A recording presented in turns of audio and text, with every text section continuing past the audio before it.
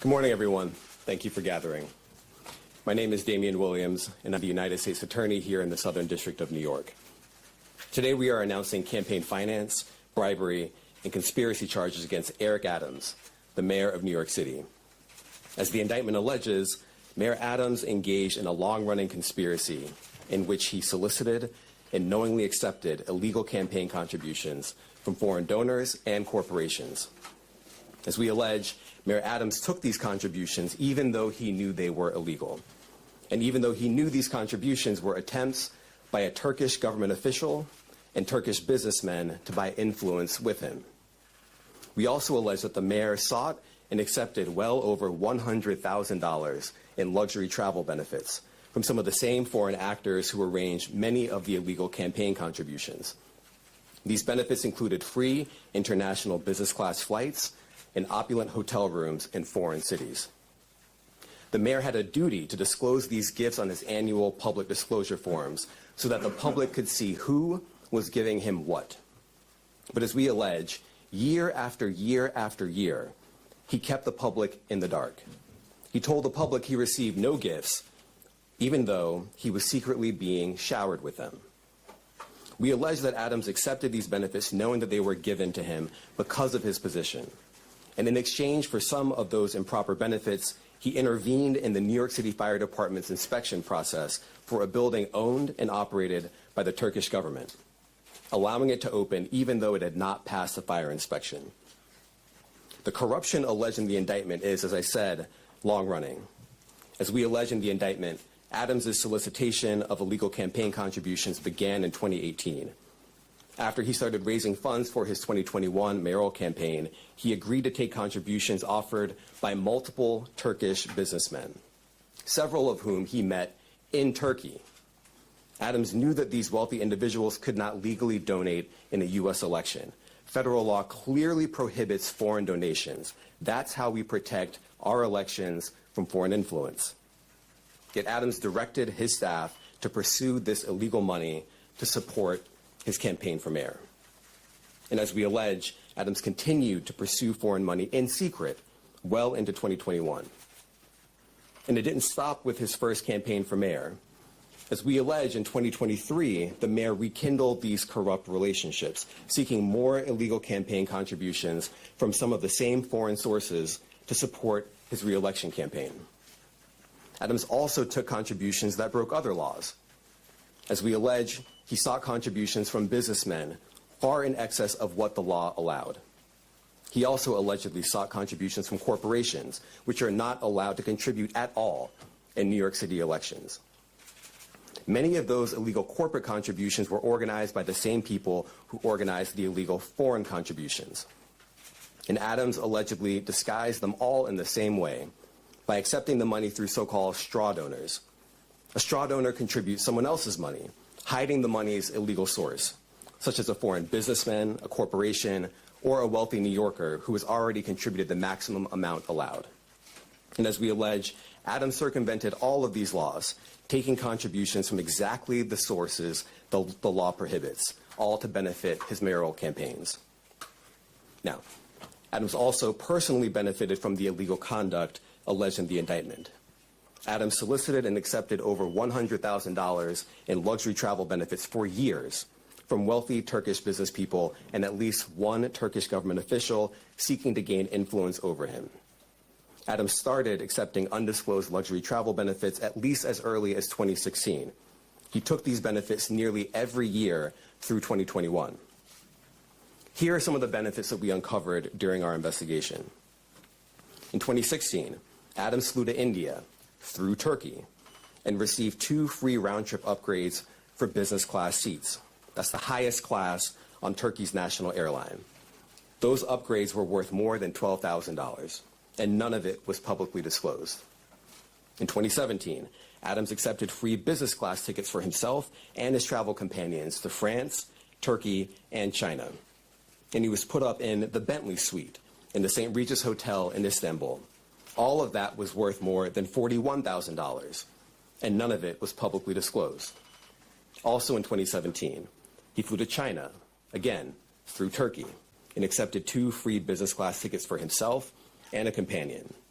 Those were worth more than $16,000, and none of it was publicly disclosed. In 2018, he flew to Hungary through Turkey and accepted free upgrades for business class seats. Those were worth more than $12,000, and none of it was publicly disclosed. In 2019, he flew to Turkey and accepted a free upgrade to business class for his companion and a free stay in a lavish suite at the St. Regis Hotel in Istanbul. That was worth more than $9,000. And again, none of it was publicly disclosed. In 2021, Adams solicited business class tickets to Istanbul, stays at luxury hotels and resorts, yacht tours, and meals. As we allege, he asked to pay a nominal fee for all of this in order to disguise what we allege were in fact bribes. He canceled that trip at the very last minute, but the benefits that he solicited were worth more than $21,000. And later in 2021, Adams flew to Ghana, again through Turkey, and accepted free business class ticket upgrades and other gifts while he was on a layover in Istanbul. Those benefits were worth more than $12,000. And just like all the other benefits I've just run through, none of it was publicly disclosed. Now, I want to be clear. These upgrades and freebies were not part of some frequent flyer or loyalty program available to the general public. As we allege, this was a multi-year scheme to buy favor with a single New York City politician on the rise, Eric Adams. Now, this is a chart with all of the undisclosed travel benefits that we uncovered during the investigation. We just list it all out here. You see the year, 2016, 2017, 2017, 2018, 2019, and 2021. The destination, India all the way to Ghana. The benefits, the free upgrades or free tickets altogether, the hotel stays, and the value. And if you just sum up all the dollar amounts here, you get to more than $100,000. And of course, as I said before, every single trip that we list here was undisclosed.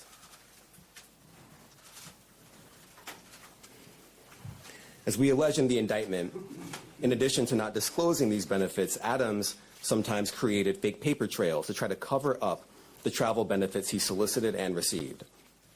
Let me give you one example. Adams wrote emails to his staff suggesting he paid for his 2017 business class flights on the Turkish airline when, as we allege, he did not. Those flights were worth a lot of money. Just one ticket alone cost more than $10,000. But months after taking the flights, Adams wrote an email to a staff member and told the staff member that he had left cash in her desk drawer and that she should send the money to the Turkish airline to pay for a trip he had already taken. As the indictment makes clear, that's just a clumsy cover-up. Now, just because Adams received benefits for free, that doesn't mean that there weren't strings attached. As we allege, a particular Turkish government official behind many of the benefits Adams sought and accepted gave Adams all these things to gain influence over him. We allege that Adams knew that and took the benefits anyway.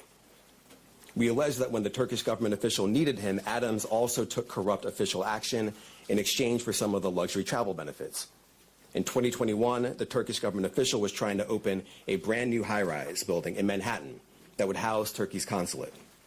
There was significant time pressure because the Turkish official desperately needed the building to be open in time for a visit from Turkey's president. This building was important to the Turkish official, and it was important to Turkey. But the FDNY's fire safety professionals wouldn't let the building open because the building hadn't passed an inspection. And not just that. Some of the people at FDNY thought the building had so many issues and defects that the building was not safe to occupy. So the Turkish official sent word to Adams that it was, quote, his turn, unquote, to support Turkey. And as we allege, Adams delivered and pressured the fire department to let the building open. The FDNY professionals were convinced that they would lose their jobs if they didn't back down. And so they did. They got out of the way and let the building open. The Turkish official got what he wanted, and as we explained in the indictment, just 4 days after Adams held up his end of the bargain, he went right back to soliciting more travel benefits from the Turkish airline. Now, I want to make 3 things crystal clear. First, the conduct alleged in the indictment, the foreign money, the corporate money, the bribery, the years of concealment, is a grave breach of the public's trust. Public office is a privilege. We allege that Mayor Adams abused that privilege and broke the law. Laws that are designed to ensure that officials like him serve the people, not the highest bidder, not a foreign bidder, and certainly not a foreign power. These are bright red lines, and we allege that the mayor crossed them again and again for years. That is the only reason we are here today. Second, this investigation continues. We continue to dig, and we will hold more people accountable. And I encourage anyone with information to come forward and to do so before it is too late. And third, the Southern District of New York remains committed to rooting out corruption without fear or favor and without regard to partisan politics. We are not focused on the right or the left. We are focused only on right and wrong. That is our duty, and we will fulfill it. Now, today's charges are the product of a tremendous partnership. I want to thank our partners at FBI and the New York City Department of Investigation who have been with us every step of the way. And finally, I want to commend the outstanding career prosecutors from SDNY who are handling this case. Celia Cohen, Andrew Rohrbach, Hagen Scotton, and Derek Wickstrom, and the chiefs of the Public Corruption Unit, Laura Pomerantz and Robert Sobelman. It's now my pleasure to turn the podium over to FBI Assistant Director in Charge, James Dennehy.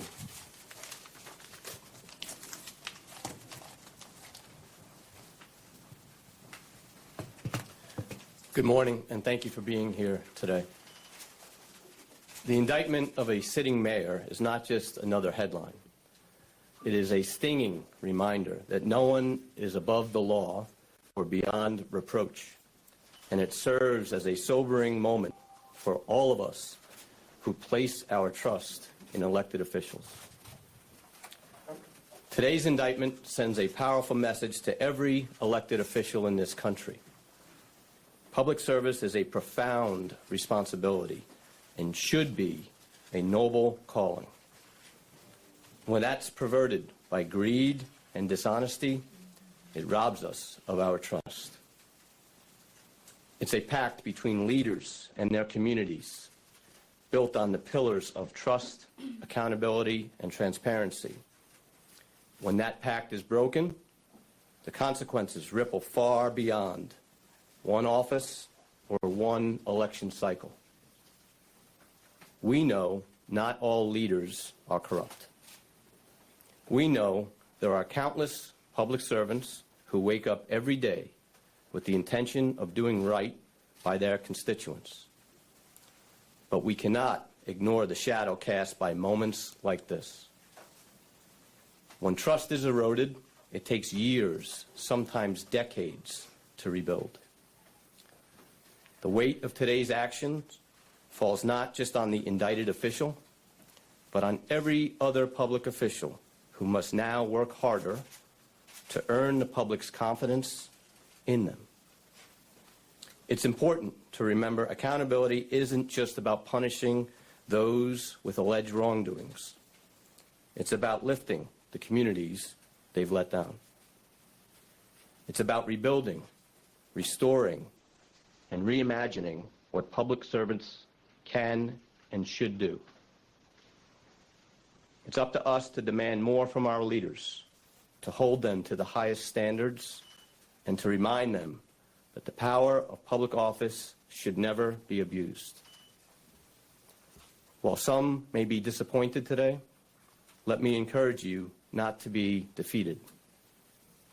The strength of our communities, our faith in one another, and our collective resilience are far greater than the alleged failings of any one individual.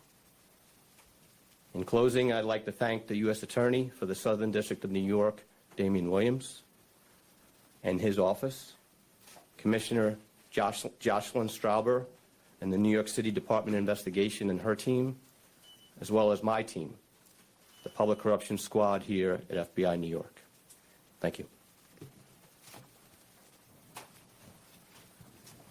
I'd like to welcome up Commissioner Jocelyn Strauber from the New York City Department of Investigation.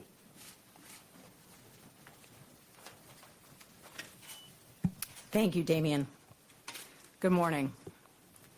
Today, for the first time in New York City's modern history, we announce criminal charges against the sitting mayor of New York City. As our highest elected official, the mayor should set the standard for all of city government and exemplify the integrity, transparency, and dedication to serving the public that all New Yorkers deserve. Instead, the indictment unsealed today alleges that Mayor Adams abused his power and position for nearly a decade as Brooklyn Borough President and as mayor to enrich himself and his mayoral campaigns. As charged, he sought and received illegal campaign contributions, luxury travel, and other personal benefits from foreign nationals, as well as individuals and businesses. He allegedly took steps to conceal those illegal contributions and personal benefits and involved city employees and campaign staff in that concealment. As the indictment explains, this kind of corruption has real costs to the city and to the public.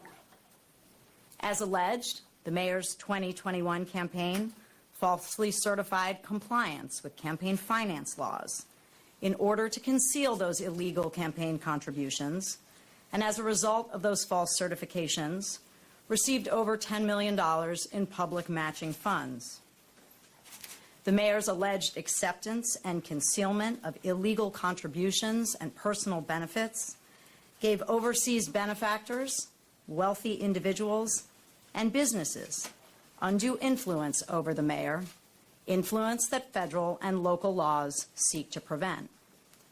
And as charged, in exchange for certain personal benefits, the mayor pressured the New York City Fire Department to forego a required fire safety inspection before the opening of the new Turkish consulate building. As the city's Inspector General, the Department of Investigation, a city agency, conducts its investigations confidentially and wholly independent of City Hall. We handled this investigation as we would any other, following the facts and seeking to hold wrongdoers accountable no matter their role or title. Our unique access to city records and expertise in matters of city government make us a critical partner in the fight to root out corruption, working closely with our law enforcement colleagues at the FBI and the U.S. Attorney's Office. If you have information about this case or about illegal conduct by any New York City official or employee, I encourage you to contact DOI by email at tipline@doi.nyc.gov or by phone at 212-825-2828. I want to thank the U.S. Attorney's Office for the Southern District of New York and the FBI for their partnership on this investigation. And I want to recognize and thank the dedicated, hardworking DOI investigators who are handling this matter. Senior Inspector General Eleanor Rivkin, Inspector General Audrey Feldman, Deputy Inspectors General Arturo Sanchez and Trenton Sweeney, and their supervisors, Deputy Commissioners Christopher Ryan and Dominic Zarella. Thank you.